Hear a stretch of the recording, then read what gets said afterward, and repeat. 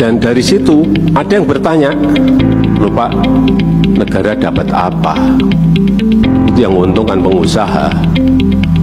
Sebentar, tadi angkanya 31 triliun, kemudian melompat menjadi 510 triliun, juga dipungut PPN, PPH, royalti, penerimaan negara bukan pajak. Gede mana negara akan dapat?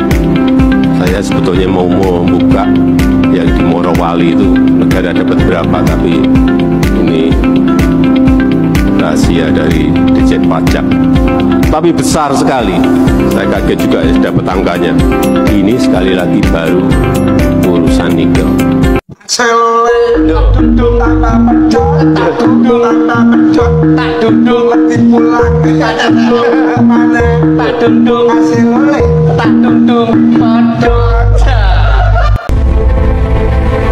Welcome to your channel QNC, berdiri kokoh di tengah. Jadi hilirisasi ini sebenarnya sebuah skema Ponzi menurut saya ya. Dalam arti gini, kalau kita lihat yang namanya perusahaan-perusahaan smelter dari luar negeri itu kebanyakan dari Cina datang ke Indonesia, lalu kemudian membeli dengan sangat murah nikel kita yang diambil dari tambang, kemudian mereka olah, lalu kemudian mereka ekspor dibawa ke Cina. Ada dua masalah kenapa hilirisasi ini itu tidak menguntungkan Indonesia.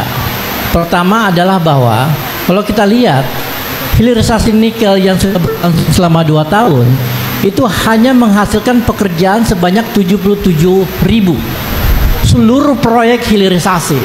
Sementara yang membutuhkan pekerjaan di Indonesia itu ada sebanyak 9 juta orang. Jadi ini sangat timpang.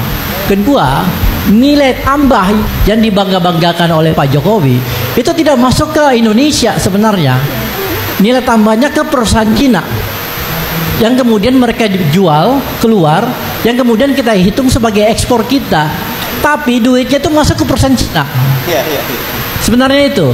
Jadi mereka beli nikel murah cuma $30 ya, lalu mereka olah, mereka jual ke luar negeri $90.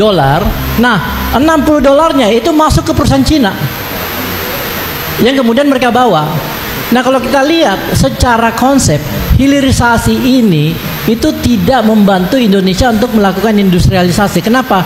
Karena hilirnya itu bukan di Indonesia, hilirnya itu di Beijing. Jadi mereka bawa nikel yang sudah jadi, itu mereka bawa ke Beijing, ke Shenzhen, ke Guangzhou dan sebagainya untuk diproduksi, untuk dipakai dan diproduksi sebagai mobil listrik yang kemudian dikirim ke Indonesia dan kemudian dibeli oleh orang-orang Indonesia melalui subsidi, dengan subsidi yang diberikan oleh pemerintah sebesar 70 juta per unit gitu. Jadi mereka itu mendapatkan keuntungan berlipat-lipat ganda. Sementara nilai real yang kita dapatkan itu cuma nilai real dari nikel mentah yang kita kasih ke perusahaan smelter. Jadi hilirisasi ini menurut saya sebuah penipuan skala besar yang kemudian dijadikan kebijakan nasional dan dijual sebagai alat propaganda politik Pak Jokowi.